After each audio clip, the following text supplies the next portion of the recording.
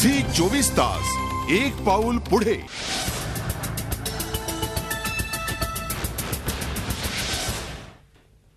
हिंद केसरी कुस्ती स्पर्धेसाठी मुख्यमंत्री निधीतून 25 लाख रुपयांचा निधी देण्यात येईल असं आश्वासन खुद्द मुख्यमंत्री पृथ्वीराज चव्हाण यांनी दिलं होतं। पण अनेक वेळा पाठपुरावा करूनही मुख्यमंत्र्यांनी हा निधी कोल्हापूर जिल्हा राष्ट्रीय तालीम संघाला दिलेला नाही। त्यामुळे संतापलेल्या तालीम संघानं थेट मुख्यमंत्र्यांना पत्र लिहून पाठवलेल्या कागदपत्रांची फाईल क्लोज करत असल्याचं कळवलंय।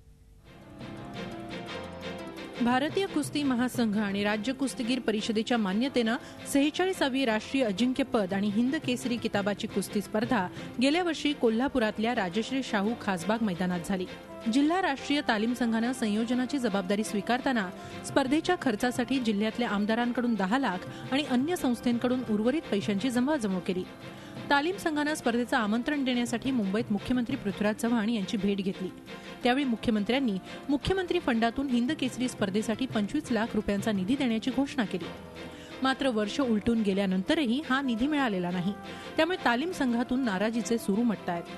गेले वर्षभर आम्ही मुख्यमंत्र्यांच्या कार्यालयाशी पत्रावर करीत आहोत आणि त्याचा एक मोठी फाईल आमच्याकडे झालेली आहे। शेवटी त्यांनी जी माहिती मागवली ती आम्ही त्यांना सांगितली दिलेल्या वेळच्या वेळी। आता कंप्लायन्स आमच्याकडून कुठला राहिलेला नाही।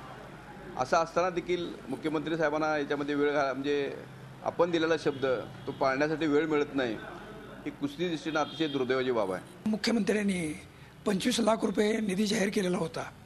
शिष्टमंडळ आमचं भेटायला गेलं, त्यांना समारोपाच्या समारंभाचं निमंत्रण द्यायला गेलं, त्यावेळी त्यांनी 25 लाख रुपये निधी जाहीर केला मुंबई मुक्कामी, पण तो आज अखेर मिळालेला नाही।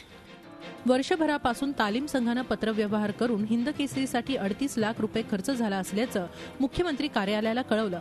एवढंच नव्हे तर दर महिन्याला निधीबाबतचं स्मरणपत्रही पाठवलं। मात्र एवढा सगळा पाठपुरावा करूनही निधी मिळत नसेल तर कुस्ती पंढरीचं हे दुर्दैवच म्हणावं लागेल। प्रताप नाईकसह bureau report Zee Media Kolhapur. Zee 24 तास एक पाऊल पुढे।